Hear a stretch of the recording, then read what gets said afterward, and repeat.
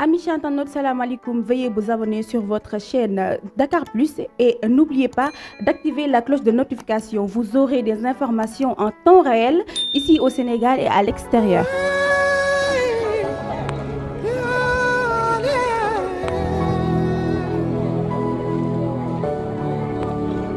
aduna heli wali jali so wana moyeli dañata ko ñaami so wana moyeli dañata ndare aduna ko futi foy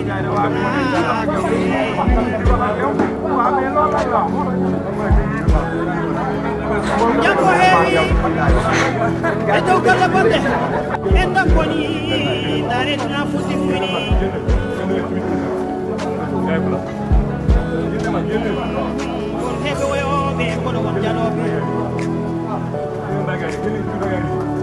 rek président des marchands tabliers di marché central bu Thiès. waaw maam ñu xëy tey gis géej gi dal seen kaw ak naka ngeen ko dundee tey. waaw xanaa lu mu metti lool rek mu metti lool waaye nag lépp rek ñu delloowaat ko ci suñu borom rek te xam ni xëy na yàlla moo ñu ko joxoon moo dikkaat ci ak dogalam ñu nangu ko lool nag waaw. tey bu ñu xoolee lakk bi est-ce que mën nañ xam ban heure la tàmbali. waaw lakk bi moom li ci ëpp ci ñi ñu am ci nga xamante ni ñu ngi dëkk ci kii bi li ñu informé mooy lakk gi 3 heures la ñu yëg ñoom ni lakk marché bi commencé naa tàkk waaw. ay yenn heure lañ ko commencé fay. ay maanaam bi ñu yëgee loolu ñoom ñun jeex nañ ci parce que boo xoolee ay 5 heures ñi fi njëkk a ñëw pour taxaw muy ñi fiy liggéeyee tey jii ay 5 heures du matin la ñu commencé di ñëw bi ñu ñëwee nag jéem a xool nan la ñuy def ba invité pour affaire bi mën a continuer ni muy lawee. ñu jéem a raye yenn côté yi pour mën a jéem a invité commencé dugg ci kër yi di ñaan ay ndox après ci la sapeur ñëw bi sapeur ñëwee tamit ni faaw ñu coupé courant bi ba pare mu door a mën a dugg ndax ni affaire yi doon tëf-tëfee jéggi woon na dayo après ci la délégué woo préfet woo waa Sénélec ñu coupé courant bi ci la sapeur commencé dugg mais booba mbir mi jéggi na dayo sapeur ay yenn heure la yegsi. sapeur ci 5 heures bi rek la fi ñëw. booba 5 heures tegal na. daanaka 3 heures ba 5 heures lakk. waaw. est-ce que mën nañ xam ci xayma dégâts matériel bi naka la toll. waaw dégâts matériel bi moom pour l'instant pour ñu jox la taux bi yëpp dina xaw a jafe mais boo ko estimé daal da ngay xam ne ay centaines de millions moo fi yàqu. ay centaines de millions moo fi yàqu parce que ñun ñuy wax ak yow rek bi ñu jógee voyage yàggul te suñ place dara génn fa. waaw kon dañ lay xamal ni maanaam li fi yàqu moom bari na lool foo ko takk weesu na waaw ndax ci ay néew ji doole rek nag ñoo yàqule ñoo xamante ne sasuñu ci kenn amuñu fenn ñu leen di jàppale parce que bu ñu am jàppale benn financement la ñu am te bor lay doon bu leen di topp tamit waaw. mu mel ni ci xayma nee nañ sapeur bi ñu ñëw dafa am jafe-jafe pour yegg ci li nga xamante ne mooy géej gi parce que dafa am ñu nekk ay bagages yu nekkoon ci table loolu nag ba xam ne ay révélation yu am la wala sax. waaw loolu moom xam nga sax jéey yu mel nii su amee dinañu wax ni détail bi lii la lee la parce que da ngay dégg ñii di wax ni branchement clandestin ñii di wax naan ay affaire de ni ñu toogee fii moo tax wala nangam sangam dugg na fi wala génn fi waaye loolu moom ñun du wax joo xamante ni dañ koy rafetlu parce que ñoo bokk nekk ci marché bi ay nit bu jafe-jafe dalee ci seen kaw da ngay ñëw masawu leen li war autorité bi après mu accompagner leen waxtaan ak ñoom gunge leen masawu leen ba pare taxawu leen ci bépp côté nag bu mu leen war a taxawoo mu taxawu leen ca waxtaan ak ñoom ànd ak ñoom encadré leen ndax am na loo xamante ni nag bu ñu ko jël rek teg ko ci ambulant bi wala ñu teg ko ci marchand tablier bi parce que du ñoom kese ndax moomuñu dëkk bi mais nag ay citoyen leen dañ fi bokk ñu bokk réew mi di ay góorgóorlu ndax li ñuy def lépp bañ a sàcc wala bañ a fen wala bañ a dugg ci naka sudul noonu moo tax ñu di ko def ñooñu nag dafa war état mu tàllal leen loxo dafa war état mu gestu leen dafa war état mu bàyyi leen xel ndax Sénégal gi yaakaar naa secteur buñ fi bàyyi xel rek secteur informel benn waru ko cee jiitu ñu fexe ñu formel ñu accompagner leen ci ay formalisation accompagner leen ci financement orienté leen te leen jàppale leen ci ay sites de recasement wala ñu moderniser marché yi def ko ay R+3 R+4. ñoom ci wéyu bay for nañ ni que ñu ngi woon ci projet boobu noonu def li nga xamante ne mooy marché vert. waaw projet boobu yëkkati woon nañ ko fii ci jamonoy maire Birame Souleye mais bi ñu demee tuuti ak état bi fi nekkoon ñu xamal ñu ne dafa amoon ay gàllankoor ndax état validé wu ko woon bi ñu accédé ci seen nguur it def nañ ci benn waxtaan ñu ne ñu incha allah nañu amee woon mébét bi noonu lañ ko amee mébét bi ba tey te noonu lañ ko fas yéenee defee mais comme yàlla dafa dogal booba ak léegi yaa ngi dégg tey faaw ñu am majorité assemblée pour mën a liggéey lenn li bari na loo xamante ni dafa gàllankooru loolu mooy li ko gàllankooroon waaw tey nag yàlla dogal na ni loolu yegg nañ ci yàlla def na ko ñu tàmbale ko ci bisimilah yegg na ci alhamdulilah. autorités yi ñëw nañ fi. waaw autorités yi gis nañ fi sous préfet gis nañ fi tamit maire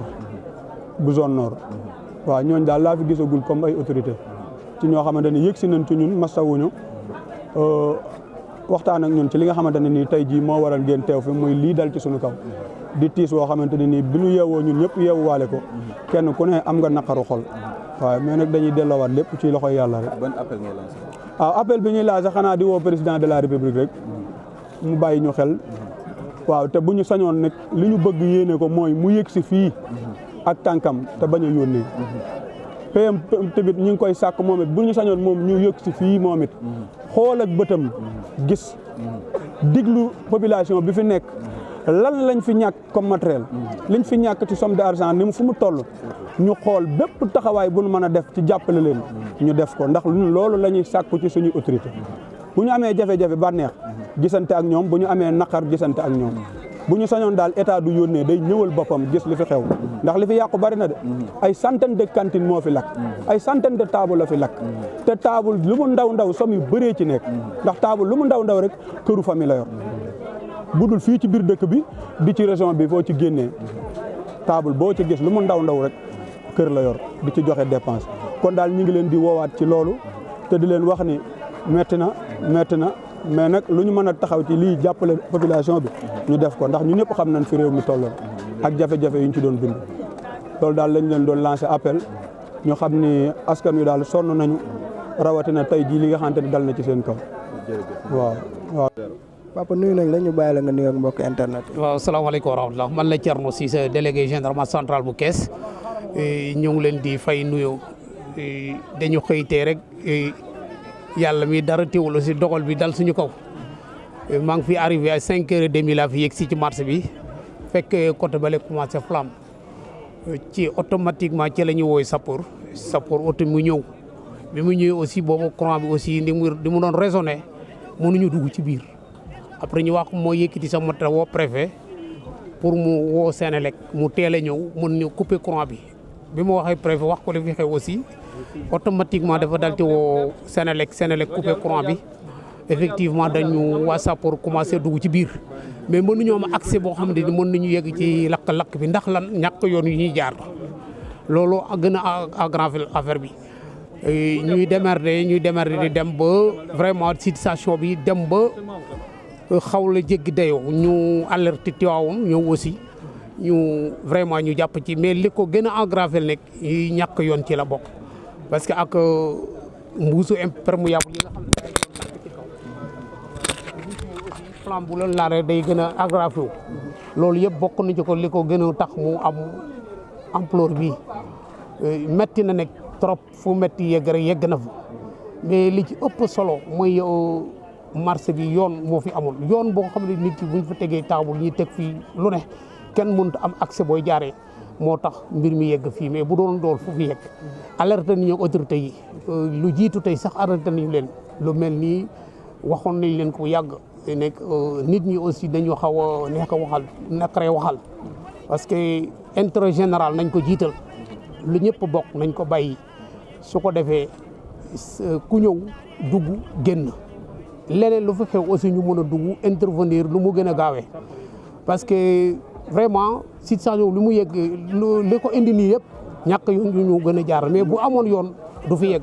waaw mel ni début d'année bi constaté woon nañu que kii di maire bi jëloon na ay matuwaay fii ba dégager maximum de personnes yu nekkoon ci voie bi. waaw ni tey après dañu ci ñëwaat ba tey géej gi am ñu nekk jafe-jafe pour sapeur yi yegg pour mën ko fay. loolu amoon na jëloon nañu ay matuwaay mais bu fekkee jël nga ci matuwaay boo xam te ni jël ko benn weer wala ñaari weer amul suivi dañuy delluwaat te loolu moo fi ne parce que dafa am loo xamante ni aussi dañ ko war a dakkal définitivement lépp loo xam ne laal na goudron bu ñuul bi nañ ko bàyyi oto yi jàll nit ñi dox dem li des ñu xool nan lañ ci mën a toogee ñu toog liggéey ci ba xalaat yi ñu am ci marché bi yàlla mën na ko mottali parce que ñu ngi xalaat di waxtaan kilifa yi nga xamante ñoo fi ne pour ñu mën a def marché R+3 dimension boobu ñu ngi ci am na dossier yi yegg am na fu mu démarré ba am na fu mu yem mais fi mu yem nag dañuy xool loolu état bi aussi ñu ngi ci alerte état depuis boobu loolu ñu ngi ci alerte état pour mu mënoo vraiment réforme marché ba organiser marché yi mu méngoog jamono parce que amoon R+3 bu ko defee ñu toog ci tëli yi mbedd yi di nga am fooy toog di liggéey ñu bàyyi tëli yi ak mbedd yi oto yeeg nit ñi ko mën a dox dem loolu daal dimension boobu la ñu toll taxoon na ba 2016 wote woon nañ benn marché poisson et légumes kon jasab ñu marché boobu aussi ñu ngi en cours ñu ngi koy liggéey mais pareegul bii aussi def nañu demande pour ñu def ko R+3 ñu ngi ci mais sotteegul mais ñu ngi ci. est-ce que mën nañ xam ci xayma ñaata magasin la géej gi. non actuellement nii nag mënuma la wax ñaati cantine fi lakk wala ñaati xayma ci alal moo fi yàq loolu moom il faut ñu toog constater suñu biir ba xam ñaati cantine moo fi lakk ñu soog koo mën a wax mais fi ñu toll nii ne mënaguñu ko wax waaw voilà jërëjëf voilà. Amis internautes, salam alaikum. Veuillez vous abonner sur votre chaîne Dakar Plus et n'oubliez pas d'activer la cloche de notification. Vous aurez des informations en temps réel ici au Sénégal et à l'extérieur.